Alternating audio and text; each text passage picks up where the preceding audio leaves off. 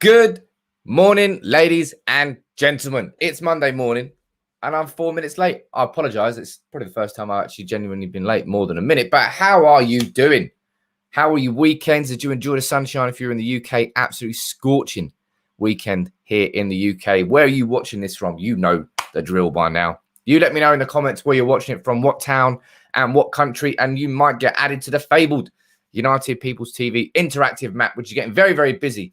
And this is definitely going to be a busy show today because we're speaking about Raphael Varane, of course, as you can see from the title and the thumbnail. Varane is the main story. He certainly is the main story right now for Manchester United. Last week, we were aggressively pushing to sign him. What is the situation? What is the latest on him? I'll bring that to you this morning. Then we will run through everything that happened yesterday. Man United's 2-1 win over Derby, the first game of the preseason. Tahith Chong scoring the first goal, and Facundo Pellistri, or as he's commonly known, the Uruguayan Messi, scored an absolute cracker to put United 2-0 up. And then I think it was Kazim Richards made it 2-1. We'll speak about that game. We'll speak about Saul Niguez, Manchester United, being linked with him again. That's kind of come out of nowhere. We'll speak about that. We'll speak about Jesse Lingard. We'll speak about Dean Henderson. We'll speak about plenty.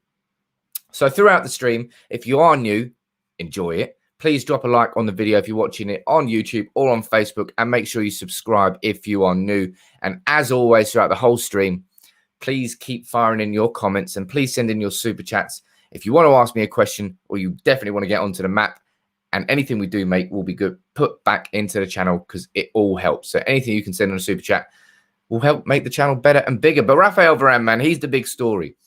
Jadon Sancho was a big story last week. That's still not been announced. That's a bit frustrating. Ole Gunnar Solskjaer said that there's some sort of paperwork that hasn't quite yet been finished for Jadon Sancho, and that is why he hasn't been announced yet.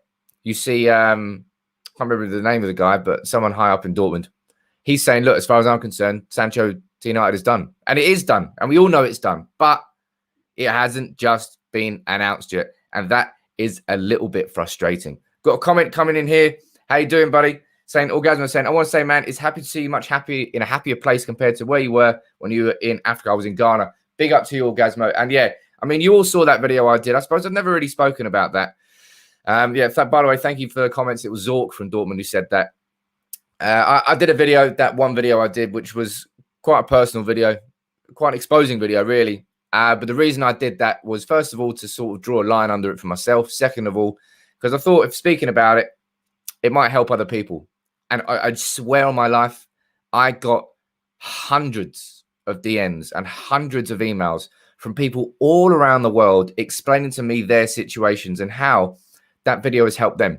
And that's why I did that video. And that's why it was important for me to do that video. But big up. Thank you very much for your comment there, Orgasmo. And it's good to have you around here as well. And I love this community. I love my job. I love what I've built. And I love doing it. And I'll love it if Man United sign Raphael Varane this week. Wouldn't that be a cracking story? Got a comment here coming in from Saliu. You didn't leave a comment, my friend. Make sure you fire in another one, and I'll definitely read it out for you.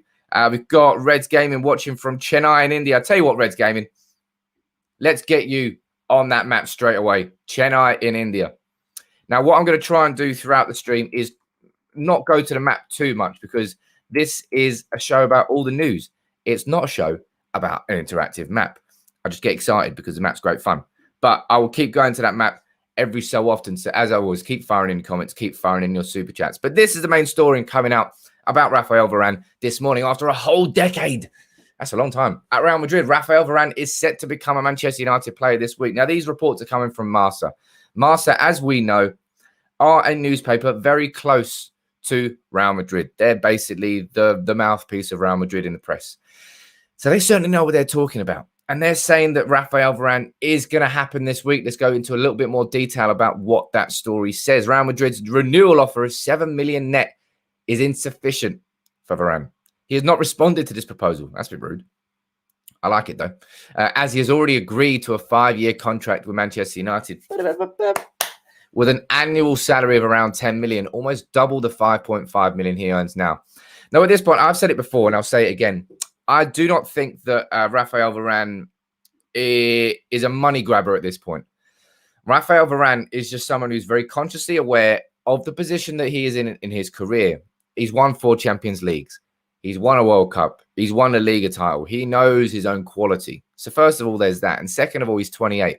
This is the last big contract of his career because you never know what can happen. Touch wood for Varane. Whether or not he joins United, he could get a cruciate ligament injury in a month's time and be missing for a year and then won't ever get back to that same quality he was at before. So at this point in his career, he wants that big final contract, and he deserves that big final contract because of how good he is. But Real Madrid will not give it to him. And the fact that they've got, who is it? David Alaba. They brought him in on a contract worth around about 11 million per year. He wants that. He wants parity with someone like Alaba because as far as Varane's concerned, he is just as good, if not better, than Raphael Varane. So Raphael Varane this week, as we saw last week, look, make sure you drop a like on the video, subscribe. I can see there's loads of you watching and not that many of you have dropped a like on the video. Come on, don't be stingy. It's Monday morning and it's still sunny. And Man United won yesterday. I tell you what, it's good to see. I didn't watch much of the game yesterday. I'll be completely honest. It's preseason. What can I say? Sometimes I find preseason a little tad boring. And I think you do as well. But I'm sure I'll watch it. Who are they playing this weekend? Can't remember that. Is it Preston this weekend? No, it's QPR this weekend, I think.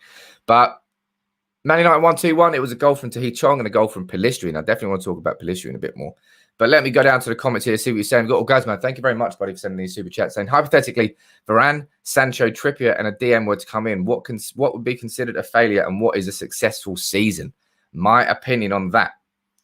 If we get all of those, if we get those players in, nothing but what is a successful season? I want to say winning the Premier League, but maybe that's got to be the aim for this season. If you genuinely get Varane, Trippier, and a DM of that quality, you've got to say the Premier League is the absolute ambition. Otherwise, what's the point in spending all that money? We finished second last year. It's got to be the Champions League or the Premier League. And maybe if you're looking at, I hate to use Liverpool as a comparison, but given how shit they were to how good they are now, they've gone on a trajectory that United would very much like to replicate, given that they've won the Champions League and the Premier League. They obviously won the Champions League first and then went in the Premier League. You can do anything in cup competitions. In the league, you've got to consistently prove yourself over 38 games. And that's been United's downfall. We can beat any team. In a single game, we can beat any team in the league. But over a 38-game season, Manchester United do not have that consistency at the moment, do we? And that's what's been lacking. So I would say, honestly, if we got all those players in, I would say the Premier League or the Champions League, one of those two, and it's considered a successful season. But would it be no. Yeah, in fact, it's one of those two. That's what I'm saying. Putting it on the line. Putting it on the line. You've got Jonah saying, no, it was not boring. Maybe I'm being a bit rude to preseason. Maybe you all love watching United.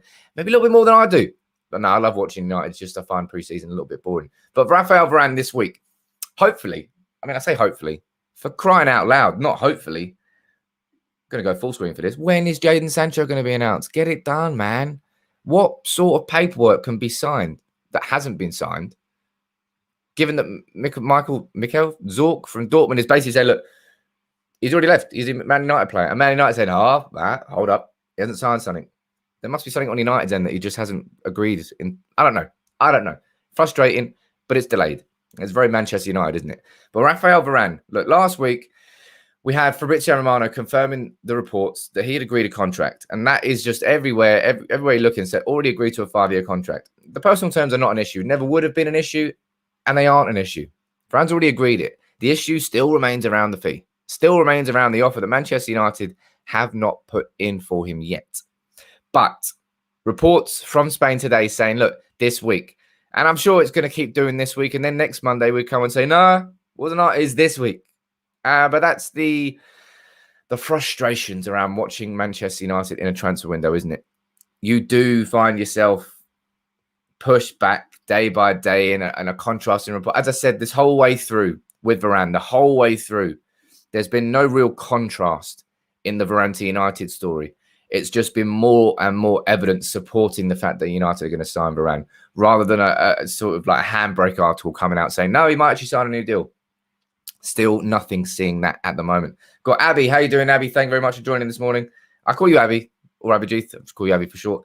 What's up, Sam? How's everything? Love the content. Always keep it up. Thank you very much for your super chat, my friend, this morning. As always, keep firing in your super chats. What I will do now is I will head down and I'll get a couple of you beautiful people added into the map in such as, where are you? I've seen him right there. Ibrahima, watching from Dakar in Senegal. The only thing I know about Dakar is that there's a Paris Dakar rally, which seems pretty damn cool, man. I'd like to go and watch that at some point. But Ibrahima, thank you very much for watching. Make sure you subscribe. I'm sure you are subscribed, my friend. But let me see. We've got, wicked. We've got Weiss watching from Kabul, Afghanistan. Good morning to you, my friend. Might have been more than there. But Kabul. I had a friend, a good friend who actually lived in Kabul for a while. It was actually the same friend that I went and lived in Ghana with. He's travelled. Let's get one more onto the map quickly. Let's have a look. Got Scott Fitzgerald. How you doing, my friend? Watching from Bristol in the beautiful United Kingdom. Never been to Bristol. Apparently it's a cracking night out. That's what I've heard. Right. Bristol, you're on the map. Thank you very much, Scott, for that comment. And make sure you subscribe and drop a like on the video too. You're on the map now, so you're obliged to. But let's head back to the news. As I said, Raphael Varane, this week, that's what we want. We want Varane this week. What we want this week, by Friday, I want us to be doing a live show here, post Sancho announcement, and post the announcement of a Varane to United deal. Imagine that. That would be incredible. That's what I want by Friday. It's not asking too much, is it? I mean, I don't think it's asking too much anyway. But Sancho's already done. Just get that paper, whatever that paperwork is, get it signed. Maybe arguing over a parking space at the training ground. I don't know. I don't care. Just get it done. And Varane, let's get it done. Let's get that offer in. That's what I want to see. In the next 48 hours now, I'm going to put a time frame on it. I want to see Manchester United putting in an offer, an official, serious offer for Raphael Varane. There's been a lot of talk about offers behind the scenes, but nothing has really come. I want to see Fabrizio Romano saying Manchester United have put in a £50 million offer for Varane. I want to see that tweet, baby. I want to see a here we go from Raphael Varane and Fabrizio Romano, ideally. And another name that's cropped up this week, let's quickly move on from Raphael Varane, otherwise we'll talk about him all day, is Saul Niguez. Now this one was coming from Mundo Deportivo. Francesc Aguilar works for Mundo Deportivo out in Spain, saying Saul Niguez's agent, Jonathan Barner, is advancing negotiations with Manchester United, making United the front runners over Liverpool. Would you want Manchester United to sign Saul Niguez? You let me know in the comments below. But I'd love to sign him. Of course, we'd love to sign him. We've got a comment here which just caught my eye saying, "Hello, Stan. How do we join the members club?" I'm sorting out the memberships this week. There'll be, I'm not sure whether to do 1 or 2 membership tiers on YouTube. We're only going to do 1 membership tier on Facebook. And if you can join them, if you can become part of that family, it's the best way possible you can help the channel and help the channel grow. Because as I said, anything that comes in, I'm going to be putting back into the channel because I want to make it as big and the best as possible. The best, as good as possible. Look, Abby's saying paperwork may be stuck in the fax machine for Sancho. Jeez, the fax machine. Can you remember how funny that was? Two superpowers of world football conducting one of the biggest transfers of the summer with David De Gea going to Real Madrid, and the fax machine broke. It sounds like a deleted scene from like a 70s film. But no, it was Manchester United and Real Madrid trying to sell it. Hilarious. And obviously it worked out. But Saul Niguez, what sort of player is he? I think we all know what sort of player he is. Let's head over to SofaScore, who still haven't reached out. SofaScore, come on, guys. Head over to Twitter now. Do @SofaScore saying sponsor United People's TV. Come on. Start that noise. If you start that noise, it might make it easier for me. So literally head over to Twitter now. Tweet @SofaScore and tag United People's TV in it. Say, look, come on, lads. Use you all the time. Give me a sponsorship.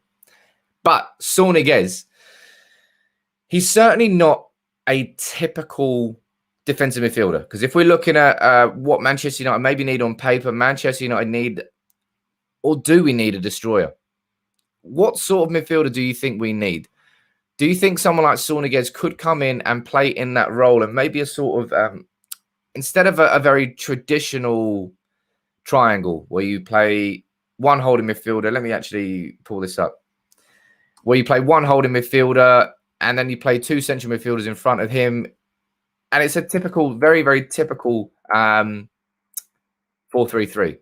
That's kind of what I've got in my head this summer. But maybe I'm thinking about it wrong. Maybe Manchester United can go something a little bit different because Manchester United, what is going on here? Let me choose that formation. Thank you very much. This is just trying to piss me off. There we go. Got it now. But maybe I'm wrong in thinking that. Maybe I'm absolutely wrong in thinking that Manchester United need that proper powerhouse, and maybe we can use someone else. Quickly head over here. We can look at this. We can obviously now Henderson and De Gea. I mean, we'll have a conversation about this after, won't we?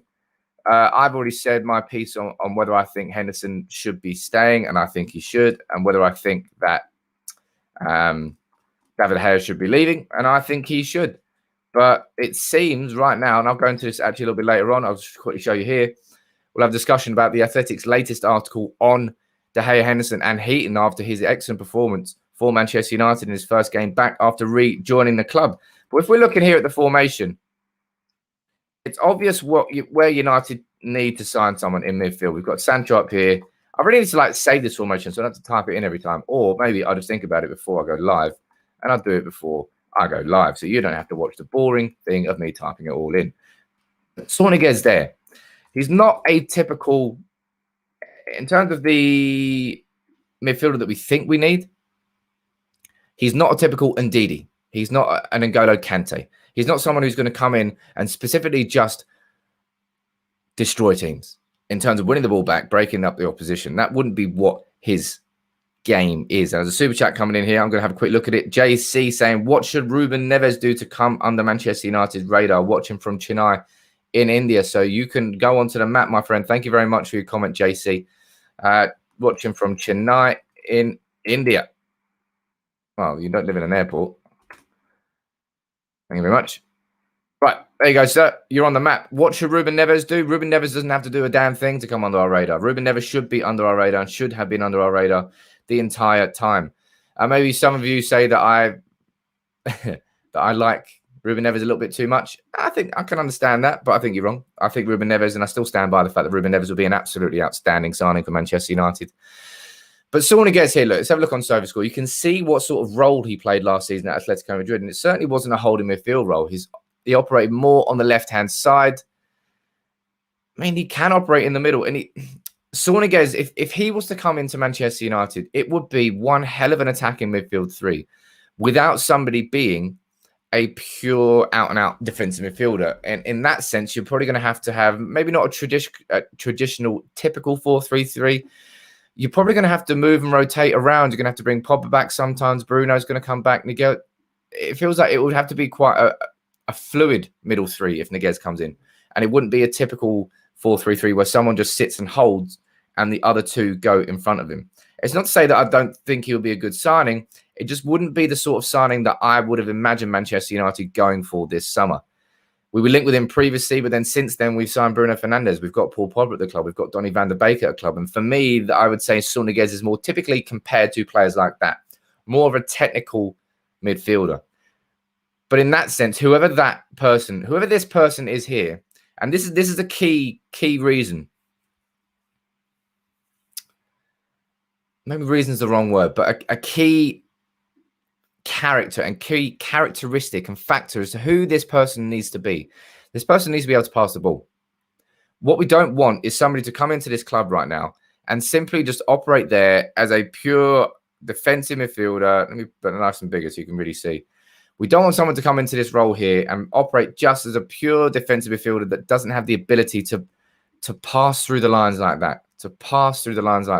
That's not literally passing himself, obviously. But that is an issue. So we can't, I don't really know Ndidi's passing range. I know Neves has got a good long range on him. Is he short? Good enough? We need someone who can break the lines. And that is why McTominay and why Fred are limited. And that is why they will always be limited together. And that was why we're even going to be limited to play one of them on their own. We need someone there, maybe with someone, I mean, we all know that Saul Niguez could do that, but then at the same time, does Saul Niguez have the ability to tackle as well as someone like Ndidi or tackle as well as someone like Neves? There's pros and cons to everything. Saul Niguez, I certainly would not turn down, and I would not say he would be a bad signing. It's just that of all the midfielders I thought we were going to be linked with for that position, Saul Niguez would not have been high up my list. And that's just a bit of a surprise. Got a comment here saying, Alfred saying, why isn't Zakaria or Locatelli on our radar? Locatelli, obviously very much impressed, but you can see what's going to happen. He's going to go to Juventus, and I think that's easily going to happen. Coop Miners says, Kofi, not the first one to say Coop Miners. And then you're saying Saul will be an amazing signing, 10 out of 10. And if we're looking at the quality of Manchester United's overall squad, wow. It will be massively improved by bringing in Niguez, who is a huge upgrade on Fred, a huge upgrade on McTominay. But he's just not the pure defensive midfielder that I thought he was going to be if we were going to sign him. Comment here from Suban on YouTube. Make sure you subscribe, my friend. Saying Saul can do the Carrick role. Carrick was the king of that, man. And the older he got, he dropped a little bit deeper. But we need, and that's something I certainly think that someone like Saul could come in and do. A big problem with Manchester United, and you all agree because you've all watched plenty of Manchester United because you're all big fans. You never miss a game, right? The big problem we have when we're in possession, when you've got, actually, let me go back to the formation. It's easier to explain when I'm looking at it. When you've got possession here and you've got someone like Wan-Bissaka there, and he ends up going back down to what I need to be able to draw lines on here. Can I draw lines? I'm going to find somewhere I can draw lines, start doing some tactics with you. I like talking about tactics. When Wan-Bissaka's got the ball here and he starts passing back to, well, Varane, if he comes in, and Maguire, obviously we're going to be playing, if this is an important factor as well, if Varane comes in, watch Manchester United's average positioning improve next season. We'll play a much higher line. We'll be like this. So you see how deep we were just then? You might get, you're holding mid, sitting like on the edge of the centre circle instead. You'll get Rashford holding further up the pitch. You get Sancho hurt. And that means that everyone's going to receive the ball further up the pitch. And that is a huge, huge thing. Because the big problem for United last season is we're playing it around the back four here. And because we don't have somebody there who can be a playmaker, it skips, it goes too fast. We don't actually have the, and I use this as a comparison. I use it again. England in the last few minutes of extra time against Denmark didn't lose the ball for like 3 minutes. It was 3 minutes of constant possession, constantly moving the ball around, left, right, passing it through, over the top, back around again. United aren't very good at rotating the ball. I can see someone spamming on here. That's just got me distracted. Don't be spamming. If you spam, I will just block you on Facebook because I can't do anything apart from block you. If you do it on YouTube, I'll put you in a timeout. And so will the mods. Come on, the mods. Mod. But Niguez could certainly be that playmaker. As I said, someone the Carrick role. Someone who's just great at recycling possession, keeping the ball moving and not just around the back four. He could certainly do that. But let's quickly move on from Niguez. Obviously, that's another midfielder we'll be linked with. At least we're being linked with midfielders. Let's quickly go over here and talk about yesterday's game. Facundo Pellistri, his first goal for Manchester United, and it was a cracking goal. It looked like Lionel Messi. It was a lovely drop of the shoulder, put it onto his left, rounded the keeper. Lovely pass by Shada Shura as well. And everybody played yesterday. My God, what was the lineup? Let's have a look. I'm not even going to try and explain all the subs that came on, but Heaton started Wan-Bissaka, Tuanzebe with Williams, Garner and Levitt. Interesting to see those two in sort of a more kind of a 4-2-3-1, playing alongside each other. Chong, I think, where is he going out on loan? Is it? Well, he's not gone out on loan yet, is he? Has he? Is it Birmingham? He's getting linked with? I think he's getting linked with Birmingham. Anyway, send a few to Rooney at Derby, man. Come on. Let him go to Rooney. Mata playing Lingard.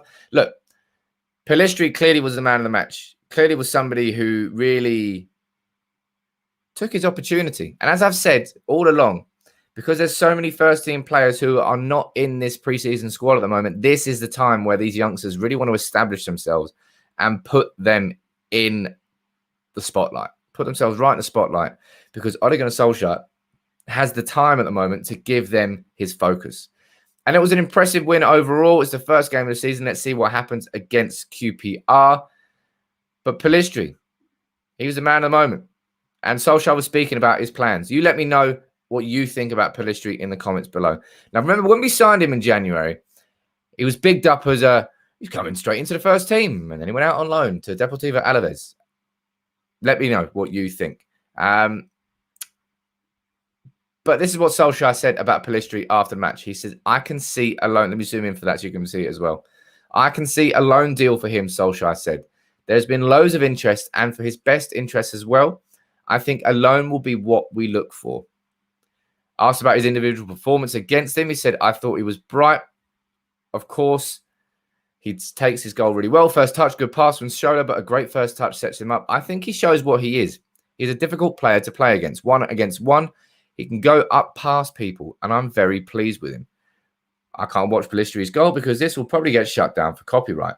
But you can let me know what you think about Pellistri in the comments below. You got Chris watching on YouTube. Thank you very much, Chris, saying Pellistri really was a live wire. Yeah, you're saying, please, Sam, let's try and keep Pellistri. He is better than what we have at right wing. Pellistri is class. Well, given that we've got Jadon Sancho, I will agree to massively disagree with you on that one. He is not the best that we have on right wing because we've just signed one of the best right wingers in world football. And I think there's an important comment there that Solskjaer made for his best interests as well. Right there. That's the clincher. Because if we're being selfish, you keep every single good player at a club just in case you might need them, just in case you might use them. So if it was in Manchester United's best interests, Pellistri wouldn't go anywhere next season, really. He would just stay in and around the squad in case we get injuries, and then we've got someone like Pellistri who can come in. But maybe not in Manchester United's best interest. You want Pellistri to become the best player he can be. And at his age, it is very important for them to play first-team regular football. And that's what he needs next season. And I think him going out back on loan is the right call. Clearly, he's an exciting youngster. But being an exciting youngster and having talent is one thing. Getting the ability to play regular first-team football so you can improve and become better, that's another thing altogether. Got Sadiq here with a super chat. Thank you very much, Sadiq. You're saying, why Saul Niguez? He's not a central defensive midfielder. I agree with that. He's not a central defensive midfielder. And that's why I said that I was a bit surprised by the Saul Niguez links that came back, because I don't think he's the sort of midfielder that I expected us to be linked with this summer. But maybe we're going to play, because let's be honest, like United, the signings we're making and the style of football we're playing and everything we're going towards, it's an attack-minded team. And the only reason Ole Gunnar Solskjaer has been playing these two holding midfielders because he didn't have a midfielder that he trusts enough to do that on his own. It's not because he wants to be massively holding. It's just not a direction that Ole Gunnar Solskjaer has been taking us, really. So I'm surprised by the Niguez links. Will I be upset if I sign him? No, absolutely bloody not. Now, if we're looking at this United squad, and there's another, this is certainly going to cause some debate. So let me know what you think about this in the comments, because this is a really important one. Jesse Lingard. Ole Gunnar Solskjaer is saying that Jesse Lingard is part of Manchester United's plans for the new season. Let's scroll down and see exactly what Ole Gunnar Solskjaer had to say about Lingard. He was one of the positives speaking about the game against Derby. He's a Manchester United player and he wants to fight for his place. He's come back bright, confident, and with lots of energy. I think everyone saw what he did at the end of last season with West Ham. He's still in my plans. I expect him at Manchester United at the start of the season. Now, I want you to let me know what you think about that. That's gone white. There you go. You need to let me know what you think about Jesse Lingard for next year.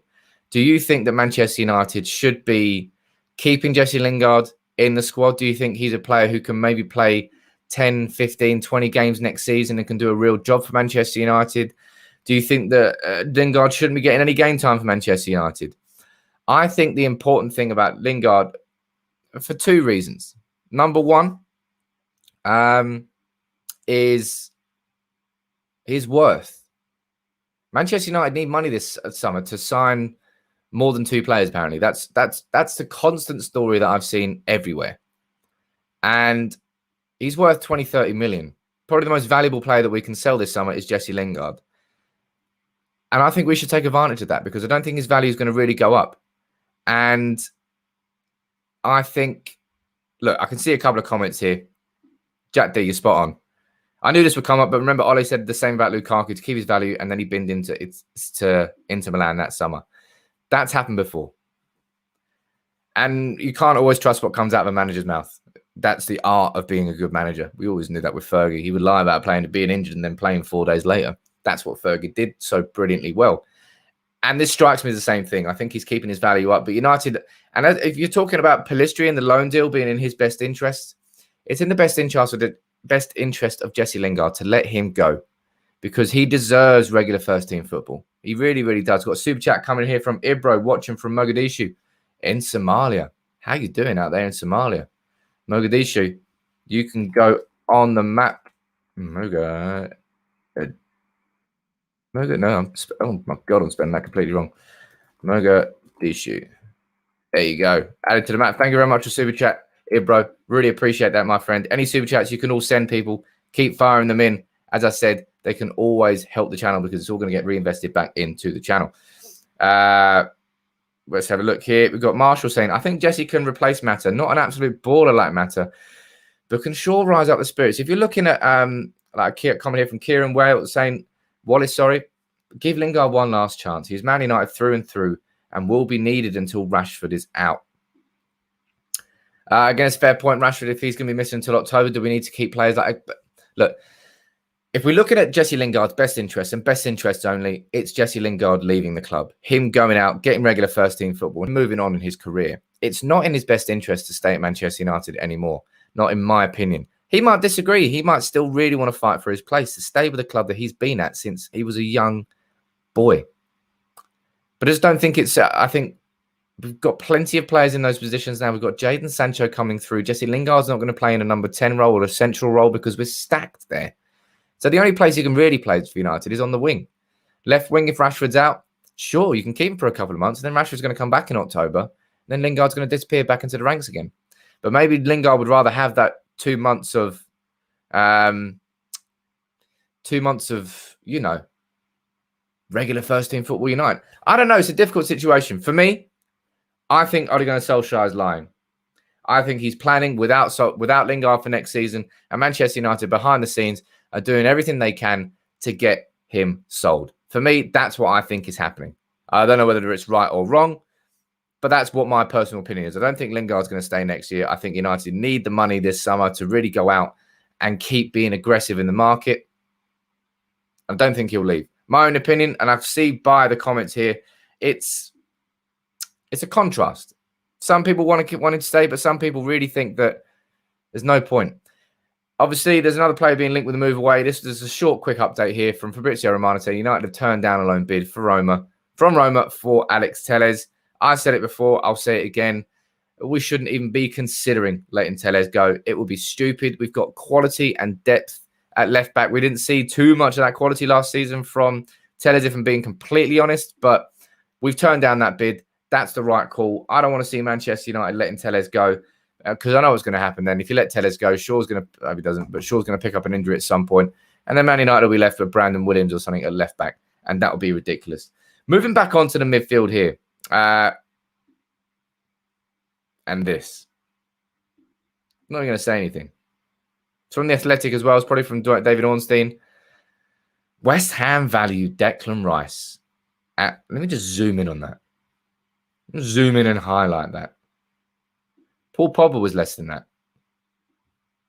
This is Declan Rice. 100 million. West Ham. What the hell are you smoking? My God. My word. That is genuinely hilarious. A genuinely hilarious valuation. Because he's not worth 100 million. It's making my voice change. It's such a ridiculous valuation on him. And for me, and I said it early this summer, this is exactly why I thought we had no chance of signing Declan Rice this summer. It's not the fact that he over the course of the whole Euros, I think he impressed me. He did impress me. I think he's actually done better in that role than I think he was going to. I think he showed that he can play that role. 100 million, man. Oh, my God. Not only is that the United tax and the Premier League tax and the England tax, that's all sort of taxes being added on top of that. They are mad. Absolutely mad. And they're going to price him out of a move. Declan Rice might be frustrated then that he doesn't get a move from West Ham this summer. And next year, you might see his performances dip. Maybe, maybe not. That's just what I think could happen. Got Rishav here with a comment. Thank you very much, buddy. What would be more value for money? Replace Pogba with a 70 million central midfielder or give him an even more lucrative deal? Or who do you want more out of Saul and Camavinga? I think there's certainly more value for money in keeping Pogba on a new contract and getting the most out of him, because if we can just sign a proper central... And that's the thing. I keep talking about us signing a defensive midfielder, but maybe someone who's going to be a central midfielder, because if you imagine, the only midfielder that we know we've had links with this summer is Camavinga.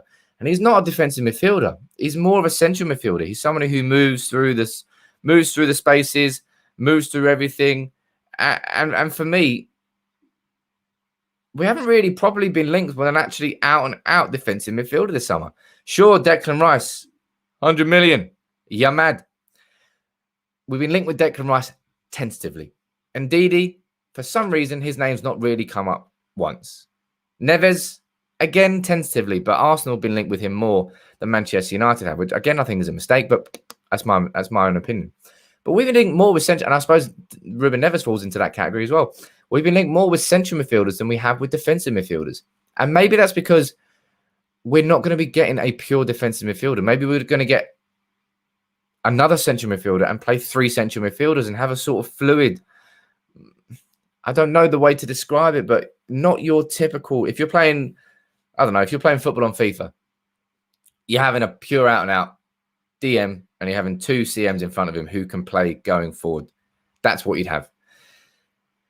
But maybe Manchester United are going to be playing with 3 central midfielders. Someone like Saul Niguez comes in, someone like Camavinga comes in. We don't have a pure defensive midfielder, but maybe because you've got Varane in and you've got a higher line, you've got confidence that maybe Varane can step forward and maybe play in that sort of role and step back.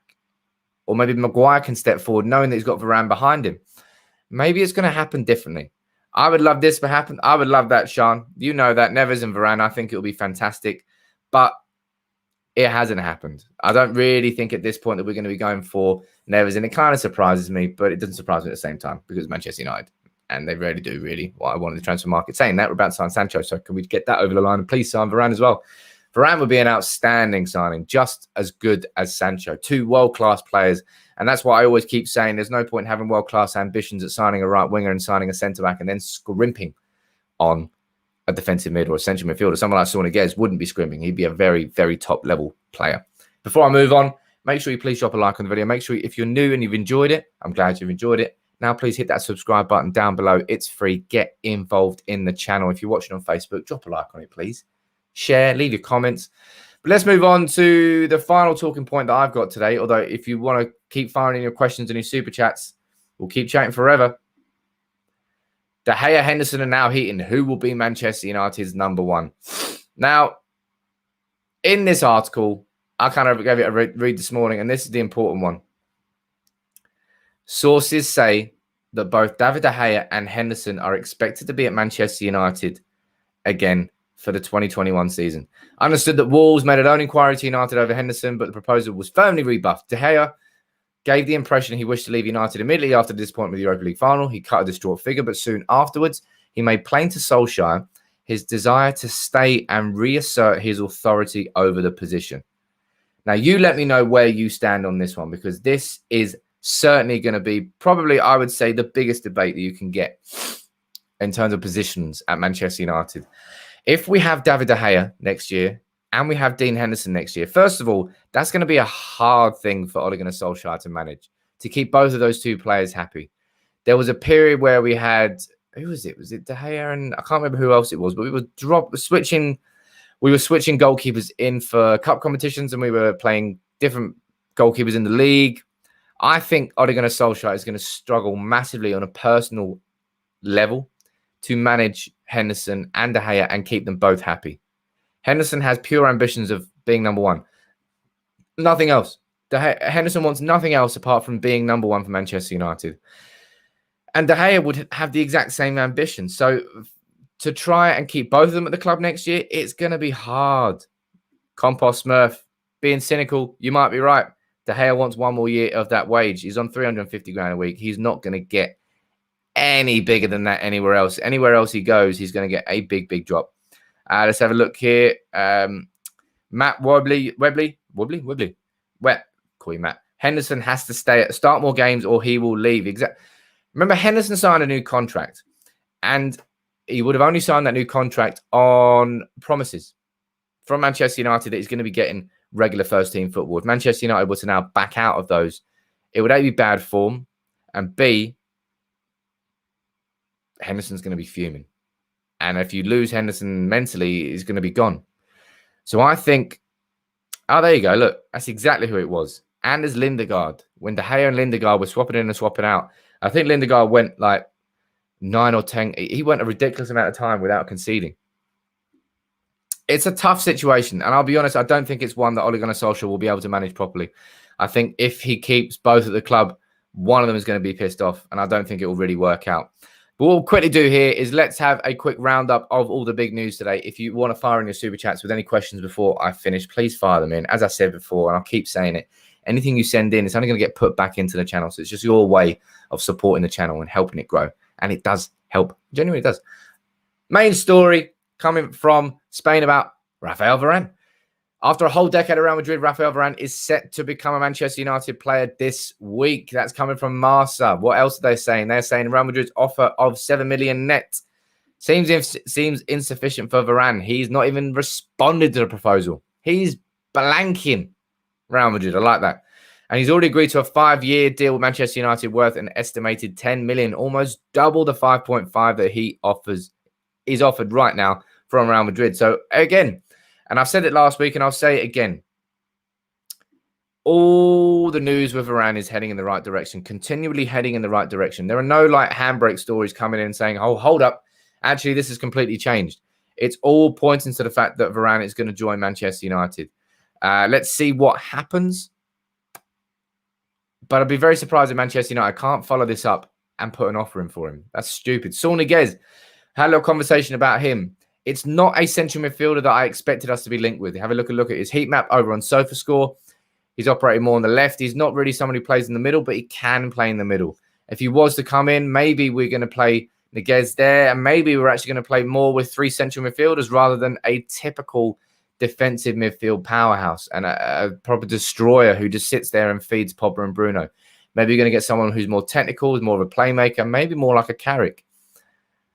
But Niguez is a bit different to Carrick. I'm not saying they're very similar players, but I'm surprised being linked with Niguez. Would I be happy with signing him? Of course I would.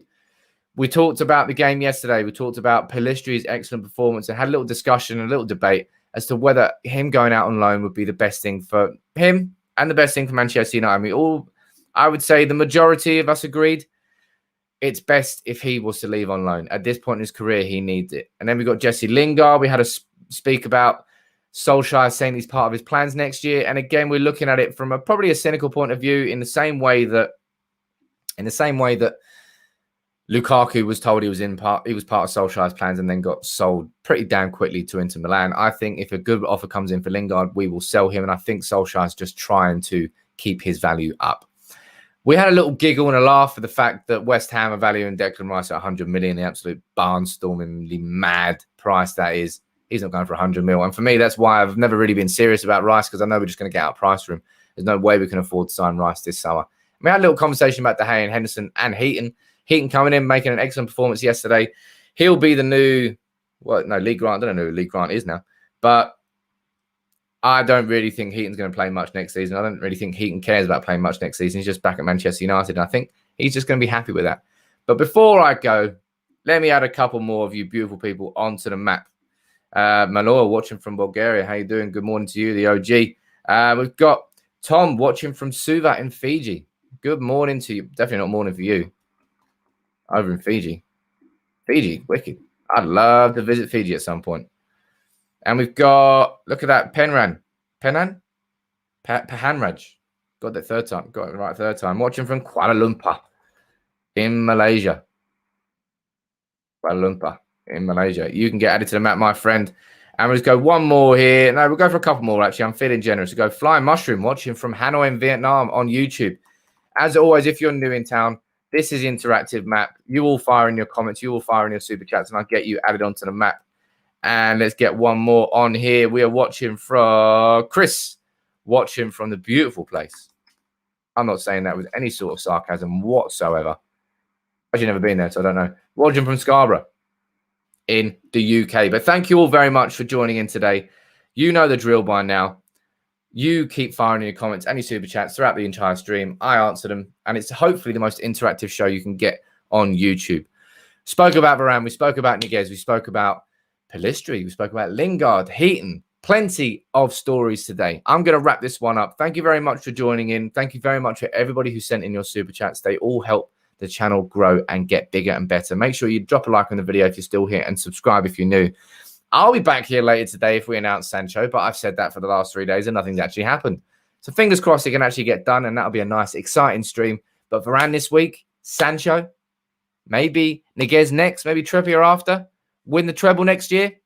It's not outside the realms of possibility. But thank you very much for watching. Thank you very much for your comments. As always,